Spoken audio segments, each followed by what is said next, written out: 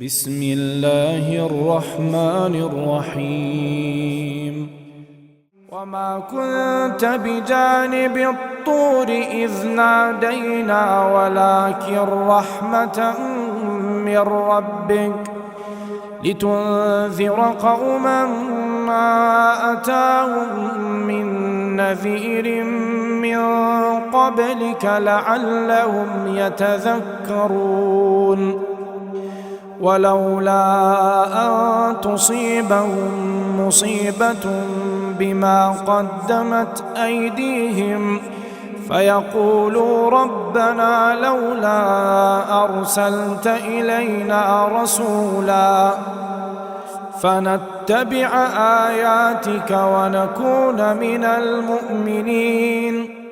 السلام عليكم ورحمة الله وبركاته. ഖുർആൻ പദം 1319 ദിവസത്തിലേക്ക് എല്ലാവരെയും ഹാർദമായി സ്വാഗതം ചെയ്യുന്നു. വിശുദ്ധ ഖുർആനിലെ 28-ാമത്തെ അധ്യായമായ സൂറത്തുൽ ഖസസിലെ 46-47 ആയത്തുകളാണ് ഇന്ന് പഠന വിധേയമാക്കുന്നത്. ക്ലാസ് ആരംഭിക്കുന്നതിനായി ആദരണീയനായ ഡോക്ടർ A.I. വിലായത്തുള്ള സാഹിബിനെ ക്ഷണിക്കുന്നു. അസ്സലാമു അലൈക്കും വറഹ്മത്തുള്ളാഹി വബറകാതുഹു. അഊദു ബില്ലാഹി മിനശ് ശൈത്വാനിർ റജീം.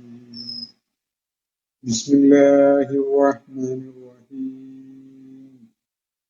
വമാ കുൻത ബിജാനിബിത് തൂരി ഇദ് നാദൈനാ വലാകിൻ റഹ്മതൻ മിർ റബ്ബിക ലിതുൻദിറ ഖൗമൻ മാ അതാഹും മിൻ നദീരിൻ മിൻ ഖബ്ലിക لعلهم يتذكرون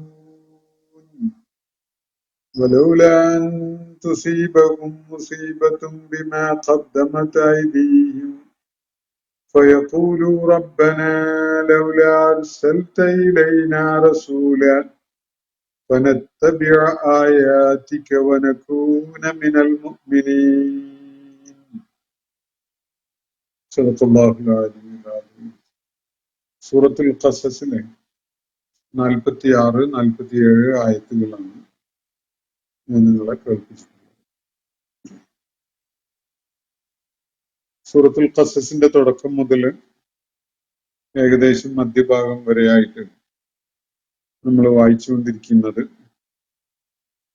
ബനൂ ഇസ്രായേൽ സമൂഹത്തിലേക്ക് അവരുടെ വിമോചകനായിക്കൊണ്ട് അവരെ ഈജിപ്തിലെ അടിമതുല്യമായ ജീവിതത്തിൽ നിന്ന് മോചിപ്പിച്ച് അവരുടെ വാഗ്ദത്ത മണ്ണിലേക്ക് കൊണ്ടുപോകുന്ന ദൗത്യം നിർവഹിക്കുവാനായിട്ട് അള്ളാഹു നിയോഗിച്ചയച്ച പ്രവാചകൻ മൂസ അലൈഹി ഇസ്ലാമുമായി ബന്ധപ്പെട്ടുകൊണ്ടുള്ള കാര്യങ്ങളാണ്. വിശുദ്ധ ഖുർആനിലെ പല സൂറത്തുകളിലായിട്ട് പ്രതിപാദിക്കുന്ന മൂസ അലൈഹി ഇസ്ലാമിന്റെ ജീവിതവും ദൗത്യവും ഏറ്റവും കൂടുതൽ വിശദാംശങ്ങളോടുകൂടി വിവരിക്കപ്പെടുന്നത് ഈ നമ്മൾ വായിച്ചുകൊണ്ടിരിക്കുന്ന സൂറത്തുൽ ഖസസിലാണ് എന്നത് നമ്മൾ മനസ്സിലാക്കിയിട്ടുണ്ടായി.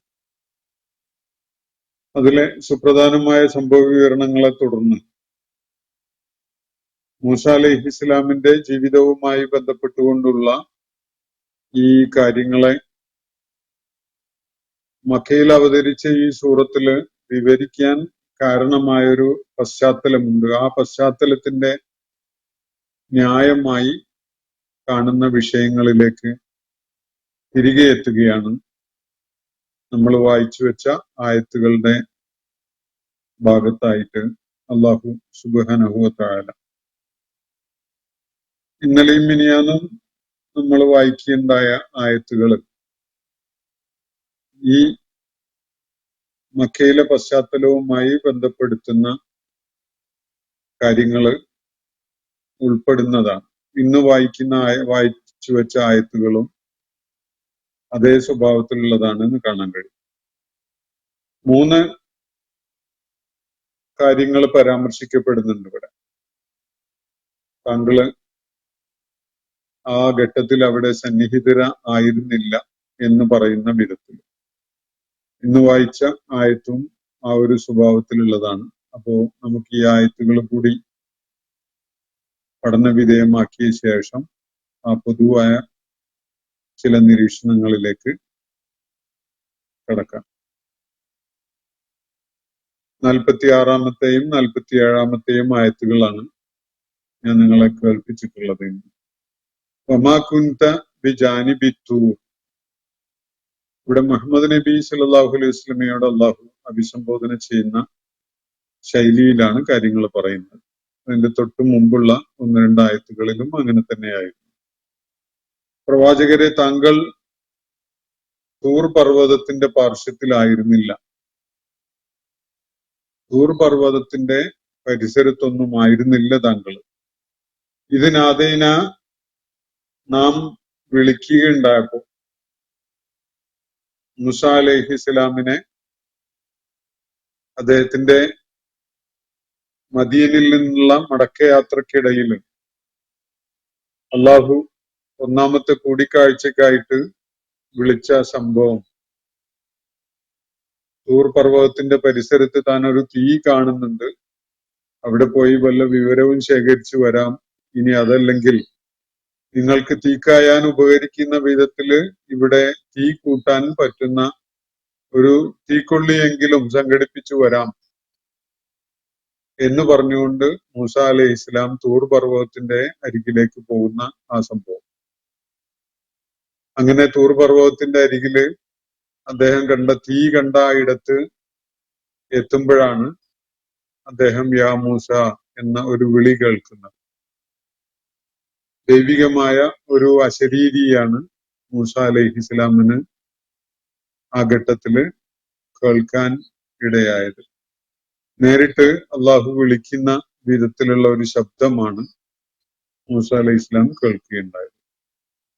ആ ഒരു സംഭവത്തിലേക്കാണ് അള്ളാഹുവിടെ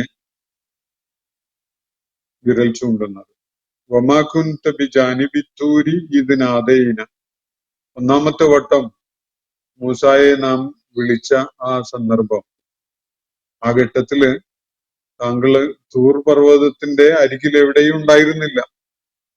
താങ്കൾ അതിന് ദൃക്സാക്ഷിയായിക്കൊണ്ട് അവിടെ എവിടെയും ഒളിച്ചിരിക്കുന്നുണ്ടായിരുന്നില്ലല്ലോ. മറിച്ചാണ് സംഭവം. 1-2 സഹസ്രാബ്ദങ്ങൾക്ക് മുമ്പ് നടന്ന ഈ സംഗതി അള്ളാഹുവിന്റെ അനുഗ്രഹത്താലും കാരുണ്യത്താലും താങ്കൾക്ക് വിവരിക്കപ്പെട്ട് തന്നിരിക്കുകയാണ്. ഇത് ദൈവിക കാരുണ്യത്തിന്റെ ഒരു പ്രകടനമാണ്.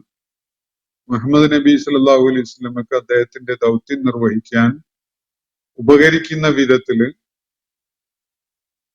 അദ്ദേഹത്തെ നിഷേധിച്ചുകൊണ്ടിരിക്കുന്ന ആളുകൾക്ക് അള്ളാഹുവിന്റെ പ്രവാചകത്വം ബോധ്യപ്പെടുത്തുന്ന വിധത്തിലുള്ള ചില സംഗതികൾ, ചില അനുഭവങ്ങൾ, ഈ സംഗതികൾ ഇവിടെ വിവരിക്കപ്പെടുന്നത് അള്ളാഹുവിന്റെ കാരുണ്യം എന്നുള്ള നിലക്കാണ്. അള്ളാഹു കനിഞ്ഞു തരുന്ന ചില അനുഗ്രഹങ്ങൾ എന്നുള്ള നിലക്കാണ്. മറിച്ച് താങ്കൾ ഈ സംഭവങ്ങൾ അരങ്ങേറുന്ന ഘട്ടത്തില് ആ പരിസരത്തെങ്ങും ഉണ്ടായിരുന്നില്ല, ആ ചുറ്റുപാടിലൊന്നും ഉണ്ടായിരുന്നില്ല.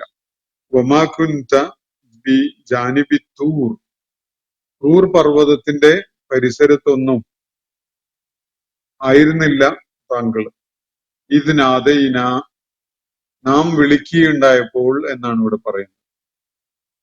വിശുദ്ധ ഖുർആന്റെ വിവരണ ശൈലി ഉൾക്കൊണ്ടുകൊണ്ട് നാം ഒന്നാമത്തെ വട്ടം മൂസ അലൈഹി ഇസ്ലാമിനെ വിളിക്കുകയുണ്ടായപ്പോൾ എന്ന് നമ്മൾ അതിനോട് ചേർത്ത് വായിക്കുകയാണ് സംഗതമായിട്ടുള്ളത്. മൂസ അലൈഹി ഇസ്ലാമിന്റെ ചരിത്രം വിവരിച്ച് അവസാനിപ്പിക്കുന്നിടത്താണ് ഈ സംഭാഷണം മുഹമ്മദ് നബി സല്ലല്ലാഹു അലൈഹി വസല്ലമിനോട് അള്ളാഹു നടത്തുന്നത് എന്നത് മനസ്സിലാക്കിക്കൊണ്ട് തൊട്ടു മുകളില് വിവരിക്കപ്പെട്ട സംഭവങ്ങൾ അരങ്ങേറുന്ന ഘട്ടത്തില് മുഹമ്മദെ, താങ്കള് തൂർ പർവ്വതത്തിന്റെ പരിസരത്തൊന്നും ഉണ്ടായിരുന്നില്ല. മൂസായെ നാം ഒന്നാമത് വട്ടം വിളിച്ചപ്പോ തൂർ പർവ്വതത്തിന്റെ പരിസരത്ത് അദ്ദേഹം തീ കാണാനിടയായപ്പോ ആ തീ കണ്ട സ്ഥലത്തേക്ക് മൂസ അലൈഹി ഇസ്ലാം കുടുംബത്തെ അകലെ നിർത്തിയിട്ട് എത്തുകയും ചെയ്തപ്പോ ആ ഘട്ടത്തില് അതിന് ദൃക്സാക്ഷിയായിട്ട് താങ്കൾ ആ പരിസരത്തൊന്നും ഉണ്ടായിരുന്നില്ല എന്നാണ് അള്ളാഹുവിടെ സൂചിപ്പിക്കുന്നത്. പക്ഷേ അത് സംബന്ധമായി മറ്റ് സ്രോതസ്സുകളിലൊന്നും ലഭ്യമല്ലാത്ത കൃത്യതയുള്ള ചില വിവരങ്ങളാണ് താങ്കൾക്ക് ഇവിടെ വിവരിച്ച് തന്നിരിക്കുന്നത്. ഈ ചരിത്രം ഇവിടെ വിവരണം ചെയ്യപ്പെട്ടിരിക്കുന്നത് താങ്കൾ ആ ചരിത്ര സംഭവത്തിന് സാക്ഷിയായതുകൊണ്ട് സ്വയം വിവരിക്കാൻ കഴിഞ്ഞ വിധത്തിലല്ല, മറിച്ച് ഇതിനാദൈന നാം വിളിക്കുകയുണ്ടായപ്പോ തൂർ പർവ്വതത്തിന്റെ പരിസരത്തൊന്നും താങ്കൾ ഉണ്ടായിരുന്നില്ല.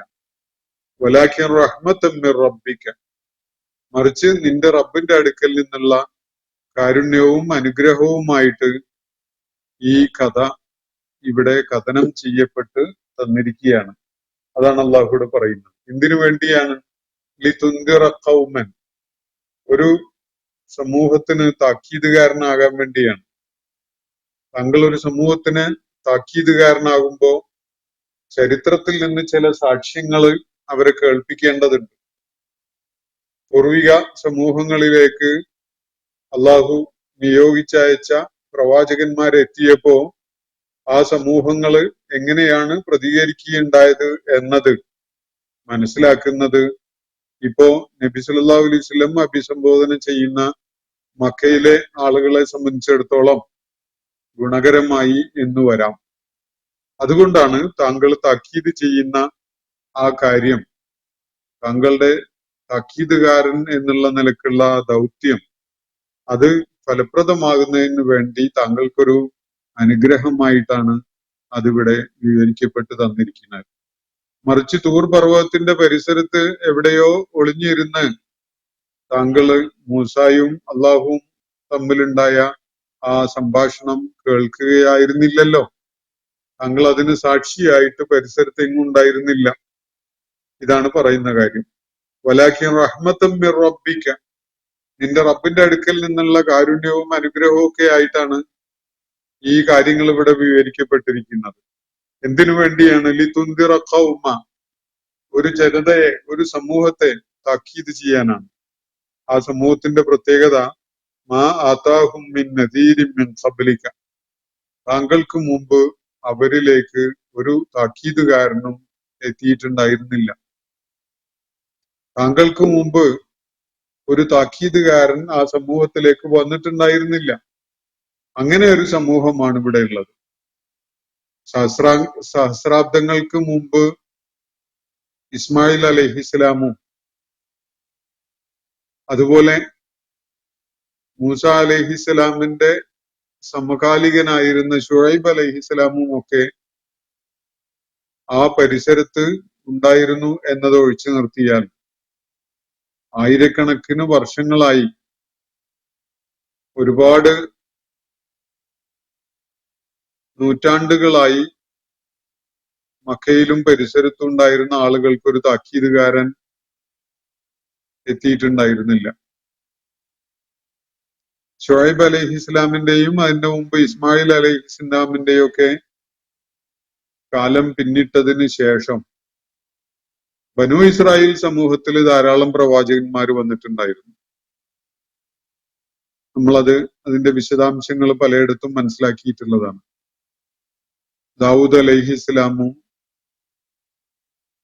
സുലൈമാൻ അലൈഹിസ്ലാമും പിന്നീട് യഹിയ അലൈഹിസ്ലാമും സക്കരിയ അലൈഹിസ്ലാമും ഒക്കെ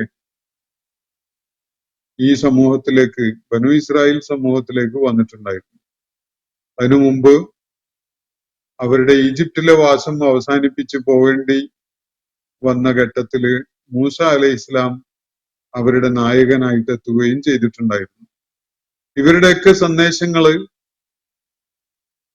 അതിന്റെ ശരിയായ രൂപത്തിലോ അല്ലെങ്കിൽ വികലമാക്കപ്പെട്ട രൂപത്തിലോ ഒക്കെ ആയിട്ട് മക്കയിലെയും പരിസരത്തെയും ആളുകളുടെ അടുക്കൽ എത്തുന്നുണ്ടായിരുന്നു. ബനു ഇസ്രായേൽ സമൂഹത്തിൽപ്പെട്ട യഹൂദരും ക്രൈസ്തവരുമായ പുരോഹിതന്മാരും പണ്ഡിതന്മാരും ഒക്കെ ആ പരിസരങ്ങളിൽ പലപ്പോഴും ഉണ്ടായിട്ടുള്ളതാണ്. പക്ഷെ അള്ളാഹുവിൽ നിന്നുള്ള നേരിട്ടെത്തിയിരിക്കുന്ന ഒരു താക്കീതുകാരനായിട്ട് ആരും ദീർഘമായ ഒരു കാലം ആയിട്ട് മക്കയിലെയും പരിസരത്തെയും ആളുകളെ സംബന്ധിച്ചിടത്തോളം അവർക്ക് പ്രയോജനകരമാകുന്ന വിധത്തിൽ വന്നിട്ടുണ്ടായിരുന്നില്ല. അങ്ങനെയുള്ള ഒരു സമൂഹത്തിന് താക്കീത് നൽകുന്നതിന് വേണ്ടി താങ്കൾക്ക് പ്രയോജനപ്പെടാനായിട്ടാണ് ഈ കാര്യങ്ങൾ, മൂസാ അലൈഹി ഇസ്ലാമുമായി ബന്ധപ്പെട്ടുകൊണ്ടുള്ള ഈ വിവരണങ്ങൾ ഇവിടെ താങ്കൾക്കായിട്ട് കേൾപ്പിക്കപ്പെട്ടിരിക്കുന്നത്. മറിച്ച് ഈ സംഭവങ്ങൾ അരങ്ങേറുന്ന ഘട്ടത്തിൽ തൂർ പർവ്വതത്തിന്റെ പരിസരത്തൊന്നും താങ്കൾ ഉണ്ടായിരുന്നില്ല. ആ ഘട്ടത്തിൽ നിന്ന് മാത്രമല്ല, അതിന്റെ തൊട്ട് മുകളിലായിട്ട് രണ്ട് കാര്യങ്ങൾ കൂടി അള്ളാഹു പറയുകയുണ്ടായിട്ടുണ്ട്. താങ്കൾ പടിഞ്ഞാറേ കരയിൽ ഉണ്ടായിരുന്നില്ല മൂസാക്ക് നാം നിർദ്ദേശങ്ങൾ കൊടുത്ത ഘട്ടത്തില്. അന്ന് മൂസാ അലൈഹി ഇസ്ലാമിനോടൊപ്പം ദൈവികമായി ഈ ചുമതലകളൊക്കെ ഏൽപ്പിക്കുന്ന ആ സംഭവങ്ങളുടെ ദൃക്സാക്ഷികളാകാൻ എത്തിയിരുന്ന 70 പേരുണ്ടായിരുന്നു. അവരുടെ കൂട്ടത്തിലും താങ്കൾ ഉണ്ടായിരുന്നില്ല എന്ന് അള്ളാഹു മുഹമ്മദ് നബി സല്ലല്ലാഹു അലൈഹി വസല്ലമയോട് പറഞ്ഞത് നമ്മൾ തൊട്ടുമുകളിൽ കാണുകയുണ്ടായി. അതേപോലെ തന്നെ മദിയനിൽ താങ്കള് ജനങ്ങൾക്ക് താക്കീത് നൽകുന്നവനായിക്കൊണ്ട് അവിടെ താമസിക്കുന്ന ആളായിരുന്നില്ല. മൂസാ അലൈഹി ഇസ്ലാം അദ്ദേഹത്തിന്റെ യൗവനം മദീനയിൽ ചിലവിട്ട കാലത്ത് സാക്ഷിയായിട്ട് കാര്യങ്ങൾ നേരിട്ട് കണ്ടും കേട്ടും അറിയാൻ കഴിയുന്ന വിധത്തിൽ മദീനയിലും പരിസരത്തും താങ്കൾ ഉണ്ടായിരുന്നില്ല. അപ്പൊ ഈ ചരിത്ര സംഭവങ്ങളൊക്കെ താങ്കളെ കേൾപ്പിക്കുന്നത് അള്ളാഹു അവന്റെ പക്കൽ നിന്നുള്ള കാരുണ്യവും അനുഗ്രഹവും എന്നുള്ള നിലക്കാണ്. താങ്കൾ നേരിട്ട് ദൃക്സാക്ഷിയായതുകൊണ്ട് അതിനെക്കുറിച്ച് ഇവിടെ വിവരിക്കാൻ താങ്കൾക്ക് സാധിക്കുന്നു എന്നതല്ല വസ്തുത. പലരും അങ്ങനെ കരുതുന്നുണ്ടാകും. അങ്ങനെയുള്ള തർക്കങ്ങളും വാദങ്ങളും ഒക്കെ പലരും നടത്തുന്നുണ്ടാകും. പക്ഷെ മൂസ അലൈഹി ഇസ്ലാമിനെ ഒന്നാമത്തെ വട്ടം തൂർ പർവ്വതത്തിന്റെ പരിസരത്തേക്ക് നാം വിളിക്കുകയുണ്ടായപ്പോ അവിടെ താങ്കൾ സാക്ഷിയായിട്ടുണ്ടായിരുന്നില്ല. മറിച്ച് താങ്കൾക്കുള്ള ഒരു കാരുണ്യം എന്ന നിലക്ക്, അനുഗ്രഹം എന്ന നിലക്ക് താങ്കൾ സ്വന്തം നാട്ടുകാരെ താക്കീത് ചെയ്യുന്നതിന് വേണ്ടി, അതും ഏത് അവസ്ഥയിലായിരുന്നു അവര്? നൂറ്റാണ്ടുകളായിട്ട് ഒരു താക്കീതുകാരനും അവരിലേക്ക് വന്നിട്ടുണ്ടായിരുന്നില്ല എന്ന അവസ്ഥയിൽ ആയിരുന്ന ആളുകൾക്ക് താക്കീതുകാരനായിട്ട് താങ്കൾ എത്തുമ്പോ അതിന് ഉപകരിക്കുന്ന വിധത്തിൽ ഒരു അനുഗ്രഹമായിട്ടാണ് ഈ കാര്യങ്ങൾ താങ്കളെ കേൾപ്പിച്ചിട്ടുള്ളത്. ലഅല്ലഹും യതദക്കറൂൻ, അവരൊരു പക്ഷേ ഉത്ബുദ്ധതയുള്ളവരായി മാറിയെന്ന് വരാം. മക്കയിലെ ആളുകൾ ഈ കാര്യങ്ങളൊക്കെ കേട്ടും കണ്ടും മനസ്സിലാക്കി ബോധമുള്ളവരായി മാറിയെന്ന് വരാം. അങ്ങനെയുള്ള ഒരു കാര്യം ഉദ്ദേശിച്ചുകൊണ്ടാണ് ഈ ചരിത്രങ്ങളൊക്കെ താങ്കൾക്ക് നാം ഇപ്പോ വിവരിച്ചു തന്നിട്ടുള്ളത്. മറിച്ച് താങ്കൾ നേരിട്ട് പോയി കേൾക്കുകയോ കാണുകയോ ചെയ്ത കാര്യങ്ങളല്ല ഇത്. ഇനി ഏതെങ്കിലും ചരിത്ര സ്രോതസ്സുകളിൽ നിന്ന് താങ്കൾ വായിച്ചെടുത്തതല്ല. ഗ്രീക്കുകാരുടെയോ റോമൻകാരുടെയോ കൂട്ടത്തിലെ വേദപാണ്ഡിത്യമൊക്കെ ഉള്ള ചിലര് താങ്കൾക്ക് പറഞ്ഞു തന്നതുമല്ല. ഏതെങ്കിലും പുസ്തകശാലകളിൽ നിന്ന് താങ്കൾ സംഘടിപ്പിച്ച പുസ്തകത്തിൽ വായിക്കാൻ സാധിച്ച കാര്യങ്ങളുമല്ല. നേരിട്ട് കണ്ട് അറിഞ്ഞ് മനസ്സിലാക്കിയതുമല്ല. മറിച്ച് അള്ളാഹുവിടെ താങ്കൾക്കായിട്ട് വിവരിച്ചു തന്നിരിക്കുകയാണ്. മുകളിൽ ഒരു ആയത്തിൽ പറഞ്ഞ പോലെ വലാകിന്ന കുന്ന മുർസലീൻ, തീർച്ചയായിട്ടും നാം ഇതൊക്കെയും അങ്ങനെ അയച്ചുകൊണ്ടിരിക്കുകയായിരുന്നു, ഇറക്കി തന്നുകൊണ്ടിരിക്കുകയായിരുന്നു എന്നാണ് അള്ളാഹു അവിടെ പറയുന്നത്. അള്ളാഹുവിന്റെ റഹ്മത്ത് എന്നുള്ള നിലക്ക് അള്ളാഹ് കനിഞ്ഞ് ഇറക്കി തന്നിട്ടുള്ളതാണ് ഈ വിവരങ്ങള് മൂസാ അലൈഹി ഇസ്ലാമിന്റെ ജീവിതവുമായി ബന്ധപ്പെട്ടുകൊണ്ടുള്ളത്.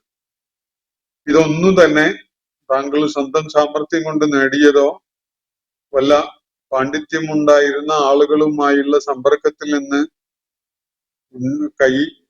കൈവശപ്പെടുത്താൻ സാധിച്ചതോ ഒന്നുമല്ല. നബി സല്ലല്ലാഹു അലൈഹി വസല്ലം വളരെ പരിമിതമായ എണ്ണം യാത്രകളെ നുബുവത്തിന് മുമ്പ് നടത്തിയിട്ടുള്ളൂ. ചില കച്ചവട യാത്രകളിൽ പങ്കാളികളായിരുന്നു എന്നത് ചരിത്രം വെളിപ്പെടുത്തുന്നുണ്ട്.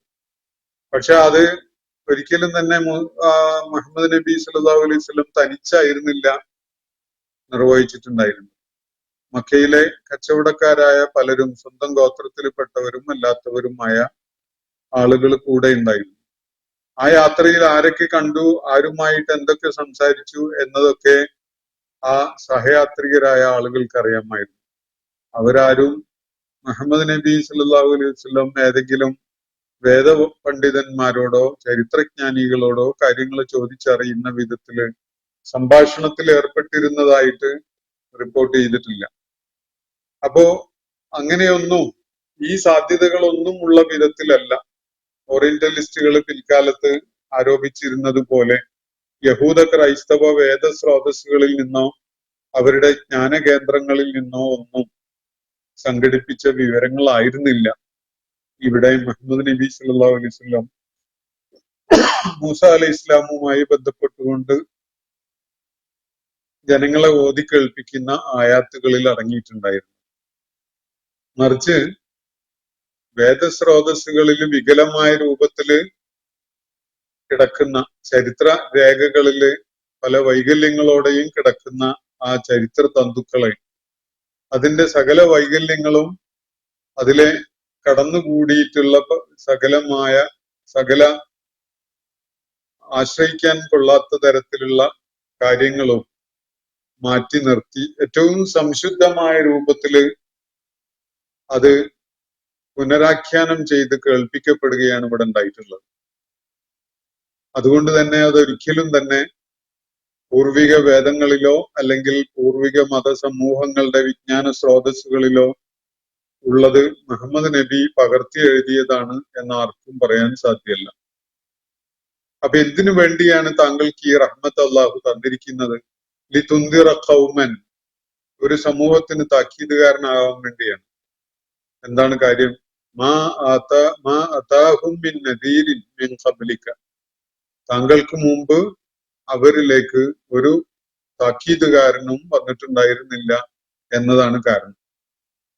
ഒരു താക്കീതുകാരനും ഇല്ലാതെ നൂറ്റാണ്ടുകൾ തന്നെ കഴിഞ്ഞു പോയിട്ടുള്ള ഒരു സമൂഹം, ആ സമൂഹത്തിന് താക്കീതുകാരനാവാൻ വേണ്ടി താങ്കളെ നിയോഗിച്ചയച്ചിരിക്കുകയാണല്ലോ. ആ പ്രവർത്തനം ഫലപ്രദമാകുന്നതിന് വേണ്ടിയാണ് അള്ളാഹു ഈ അനുഗ്രഹം ഇറക്കി തന്നിരിക്കുന്നത്. ലഅല്ലഹും യതദക്കറൂൻ, അവരൊരു പക്ഷേ ബോധമുള്ളവരായി മാറിയെന്ന് വരാം. അവർ ഉത്ബുദ്ധതയുള്ള, ആലോചനയുള്ള, ചിന്തയുള്ള ആളുകളായി മാറിയെന്ന് വരാം. ആ ഒരു ആവശ്യത്തിനു വേണ്ടിയാണ് അള്ളാഹു ഈ കാര്യങ്ങളൊക്കെയും വീണ്ടും ഇവിടെ ഫലപ്രദമായ വിധത്തില് കഥനം ചെയ്തു തന്നിരിക്കുകയാണ്.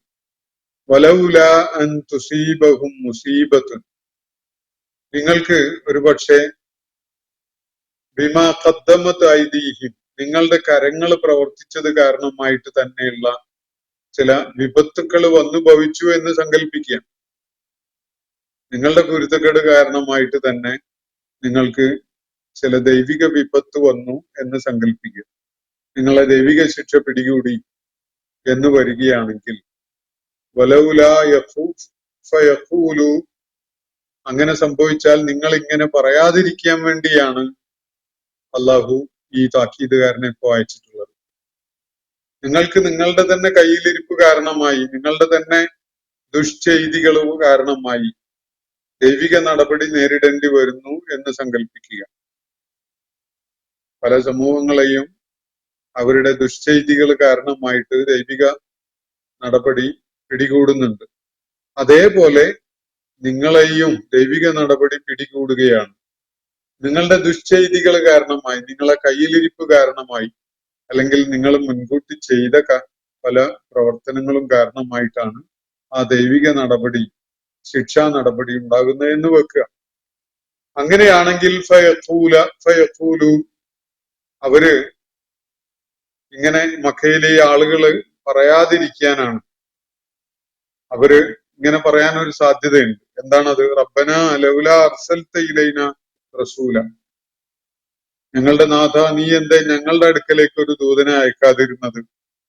ഫനത്തബ്യ ആയാത്തിക്ക, അങ്ങനെ ഞങ്ങൾ നിന്റെ ദൃഷ്ടാന്തങ്ങളെ പിൻപറ്റാൻ അത് അവസരം ഉണ്ടാവാൻ ആവുന്ന വിധത്തില്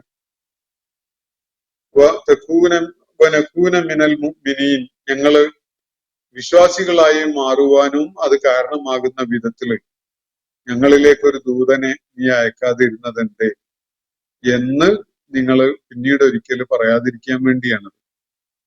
എന്ന് പറഞ്ഞാൽ അങ്ങനെയൊന്നും മക്കയിലെ ആളുകൾക്ക് പിന്നീട് പറയാൻ കഴിയില്ല. ഇപ്പോ സകല സാധ്യതകളുമായിട്ട് അള്ളാഹുവിന്റെ പ്രവാചകൻ അവരിലേക്ക് വന്നു കഴിഞ്ഞു. അവരെ കാര്യങ്ങൾ കേൾപ്പിച്ചു കഴിഞ്ഞു. ചരിത്രത്തിൽ നിന്ന് പിൻബലമാകുന്ന പല സംഗതികളും അവർക്ക് കഥനം ചെയ്ത് നൽകപ്പെടുകയുണ്ടായി. ഇങ്ങനെയൊക്കെ ഉണ്ടായതിന്റെ കാരണം എന്താണ്? നേരത്തെ താക്കീതുകാരനായിട്ട് ഒരാളും വന്നിട്ടില്ലാത്ത ഒരു സമൂഹത്തിന്റെ അവർക്ക് താക്കീതുകാരനാവുക എന്ന ദൗത്യം നിർവഹിക്കാനാണ് താങ്കൾ നിയോഗിക്കപ്പെട്ടിരിക്കുന്നത് എന്നതാണ് ഒരു കാരണം. മറ്റൊരു കാരണം, അവര് പിന്നീട് ഒരിക്കല് ഖേദം പ്രകടിപ്പിച്ചുകൊണ്ട് ഇങ്ങനെ സങ്കടപ്പെട്ട് പറയാൻ കാരണമാകാൻ പാടില്ല.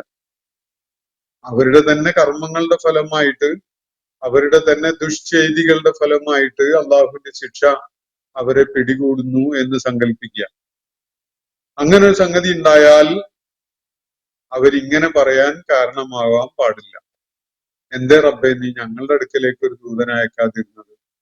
പലരും കാഫിറുകളായി മാറിയിട്ടുണ്ടാകാം, പക്ഷെ ഞങ്ങള് സത്യവിശ്വാസികളായി മാറുകയും അള്ളാഹുവിന്റെ ആയാത്തുകളെ സത്യപ്പെടുത്തുകയും സത്യമാർഗത്തിൽ നിലകൊള്ളുകയും ചെയ്യുന്നവര് ആയി മാറുമായിരുന്നില്ലേ? ഞങ്ങൾ വിശ്വാസികളായി മാറുമായിരുന്നില്ലേ ഒരു ദൂതനെ ഞങ്ങളിലേക്ക് അയച്ചിട്ടുണ്ടായിരുന്നെങ്കിൽ എന്ന് നിങ്ങൾ മറ്റൊരിക്കൽ പറയാൻ ഇടവരാതിരിക്കാനാണ് ഇപ്പോ ഈ കാര്യങ്ങളും ഒക്കെ വെളിപ്പെടുത്തിക്കൊണ്ട് ഒരു ദൂതനെ നിങ്ങളിലേക്ക് അയച്ചിരിക്കുന്നു. ഇനി നിങ്ങൾക്ക് അത് പറയാൻ കഴിയില്ല.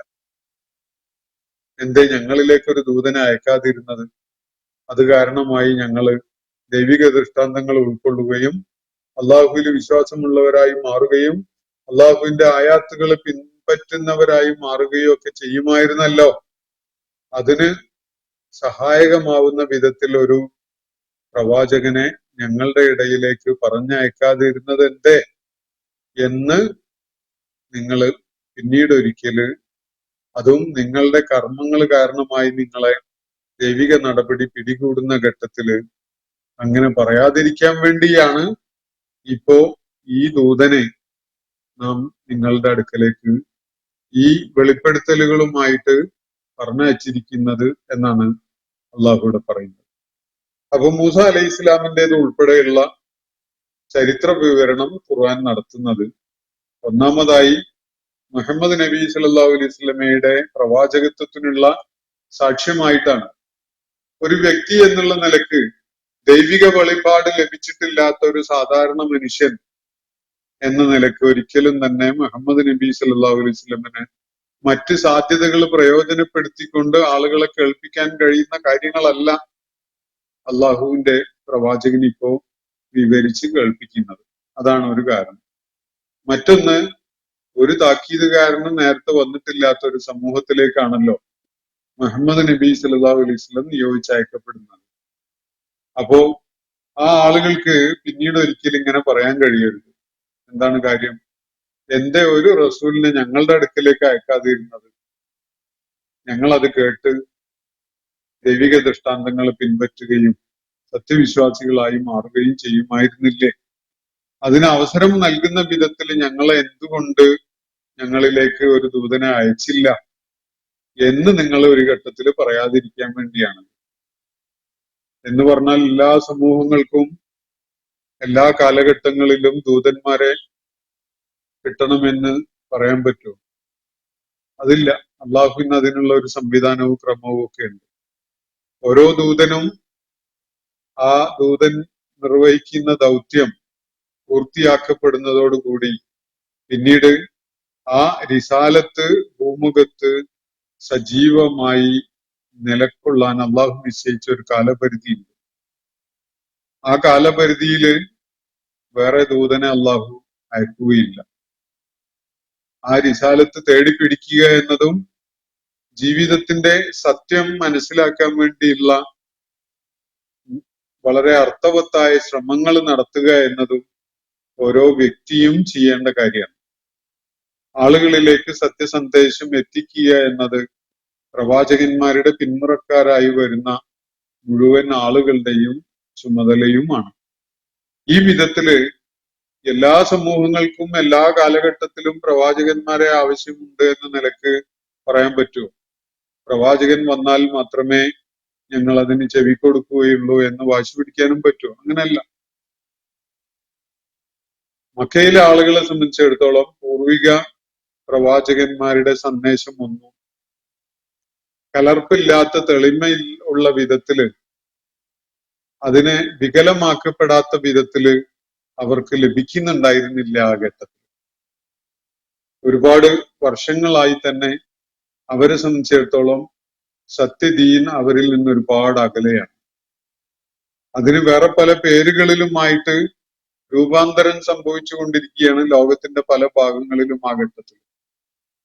ഹക്ക് എന്താണ് എന്നത് കണ്ടുപിടിക്കാൻ ഒരാൾ വളരെ പ്രയാസപ്പെടേണ്ടി വരുന്ന ഒരു കാലമായിട്ട് മാറിയിട്ടുണ്ടായിരുന്നു അത്. അതുകൊണ്ടാണ് നബി സല്ലല്ലാഹു അലൈഹി വസല്ലമയുടെ റിസാലത്ത് നിർവഹിക്കപ്പെടുന്നതിന്റെ തൊട്ടു മുമ്പുള്ള കാലത്ത് അറേബ്യയിൽ നിന്ന് പലരും സത്യം തേടിക്കൊണ്ട് പല ഭാഗങ്ങളിലേക്കും യാത്ര തിരിക്കുകയുണ്ടായിരുന്നു. അങ്ങനെയൊക്കെ പ്രയാസകരമായി മാറിയിട്ടുണ്ടായിരുന്നു സത്യം കണ്ടെത്തുക എന്ന കാര്യം.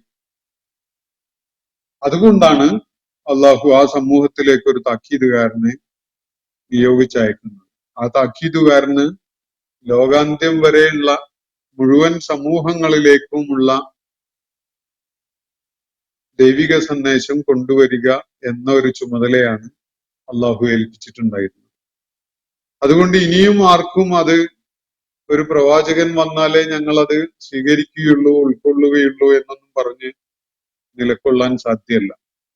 അള്ളാഹുവിന്റെ പ്രവാചകൻ കൊണ്ടുവന്ന സന്ദേശം യാതൊരു വിധത്തിലും കേടുപാടുകൾ സംഭവിക്കാതെ അള്ളാഹു ഇവിടെ നമുക്കായിട്ട് സംരക്ഷിച്ചു വെച്ചിട്ടുണ്ട്. അത് ജനങ്ങളിലേക്ക് എത്തിക്കുക എന്നത് ആ പ്രവാചകന്മാരുടെ അനുയായികളുടെ ചുമതലയാണ്. അത് തേടിപ്പിടിക്കുക എന്നത് ഓരോ മനുഷ്യന്റെയും ചുമതലയാണ്. ഇത് അള്ളാഹു നിശ്ചയിച്ചിരിക്കുന്ന കാര്യമാണ്. അതുകൊണ്ട് ഒരാൾക്കും തന്നെ ഇനി എന്തുകൊണ്ടാണ് ഞങ്ങളിലേക്ക് ഒരു പ്രവാചകനെ നിയോഗിച്ചയക്കാതിരുന്നത്, അങ്ങനെ ഉണ്ടായിരുന്നെങ്കിൽ ഞങ്ങൾ ദൈവിക ദൃഷ്ടാന്തങ്ങള് പിൻപറ്റുന്നവരും വിശ്വാസം ഉൾക്കൊള്ളുന്നവരും ഒക്കെ ആയി മാറുമായിരുന്നില്ലേ എന്ന് ആർക്കും പറയാൻ സാധിക്കാത്ത വിധത്തിലാണ് അള്ളാഹു പഴുതടച്ചുകൊണ്ടാണ് ഇവിടെ ഈ കൃത്യം നിർവഹിക്കുന്നത്. അതിനു വേണ്ടിയാണ് മുഹമ്മദ് നബി സല്ലല്ലാഹു അലൈഹി വസല്ലമക്ക് വലിയ അനുഗ്രഹം എന്ന നിലക്ക് മൂസ അലൈഹി ഇസ്ലാമിന്റെ ജീവിത കഥ ഇവിടെ അള്ളാഹു വിവരിച്ചു കൊടുത്തിരിക്കുന്നത്. അപ്പോ ഇനി ഒരാളും ഇങ്ങനെ പറയാൻ ഇടവരാൻ പാടില്ല. ലൗല അർസൽത ഇലൈനാ റസൂല ഫനത്തബിഅ ആയാതിക വനകൂന മിനൽ മുഅ്മിനീൻ. ഇങ്ങനെ ആർക്കും പറയാൻ ഇനി അവസരം ഉണ്ടാവാൻ പാടില്ല. ഇതാണ് അതിന്റെ താല്പര്യം. അപ്പോ സൂറത്തുൽ ഖസസിലെ മൂസ അലൈഹി ഇസ്ലാമുമായി ബന്ധപ്പെട്ടുകൊണ്ടുള്ള വിവരണത്തിന്റെ ഏകദേശം അവസാന ഭാഗത്ത് നാം അതിന്റെ ഒരു സംഗ്രഹമായിട്ട് വിവരിക്കപ്പെടുന്ന ചില കാര്യങ്ങൾ ഉൾക്കൊള്ളുന്ന 46, 47 എണ്ണമായത്തുകളാണ് ഇന്ന് പഠന വിധേയമാക്കിയുണ്ടായിട്ടുള്ളത്. അള്ളാഹു നമ്മെ എല്ലാവരെയും അനുഗ്രഹിക്കുമാറാവട്ടെ. വിശുദ്ധ റമദാന്റെ ദിനരാത്രങ്ങള് ഓരോന്നായി നമ്മളിൽ നിന്ന് വിട പറഞ്ഞ് കൊണ്ടിരിക്കുകയാണ്. നമ്മളതിന്റെ അവസാന പത്തിലേക്ക് പ്രവേശിക്കാനിരിക്കുന്ന ഈ ഘട്ടത്തില് എല്ലാവിധ തയ്യാറെടുപ്പുകളുമായി അള്ളാഹുവിന്റെ ബറക്കാത്തുകൾ ഏറ്റുവാങ്ങാൻ, അള്ളാഹുവിന്റെ കാരുണ്യം പെയ്തിറങ്ങുന്ന ദിനരാത്രങ്ങളിൽ അതിന്റെ നേട്ടം കൊയ്യുന്നവരായി മാറാൻ അള്ളാഹു നമുക്കെല്ലാവർക്കും തൗഫീഖ് നൽകുമാറാവട്ടെ. വാഖിർ ദഅ്വാന അനിൽ ഹംദുലില്ലാഹി റബ്ബിൽ ആലമീൻ. അസ്സലാമു അലൈക്കും വറഹ്മത്തുള്ളാഹി വബറകാതുഹു. ഇന്നത്തെ ഖുർആൻ പദം ഇവിടെ സമാപിക്കുന്നു. ഖുർആൻ പഠനത്തിൽ പങ്കെടുത്ത എല്ലാവർക്കും അള്ളാഹു അർഹമായ പ്രതിഫലം നൽകി അനുഗ്രഹിക്കട്ടെ. വആഖിർ ദഅ്വാനാ അനിൽ ഹംദുലില്ലാഹി റബ്ബിൽ ആലമീൻ. അസ്സലാമു അലൈക്കും വറഹ്മത്തുള്ളാഹി വബറകാതുഹു.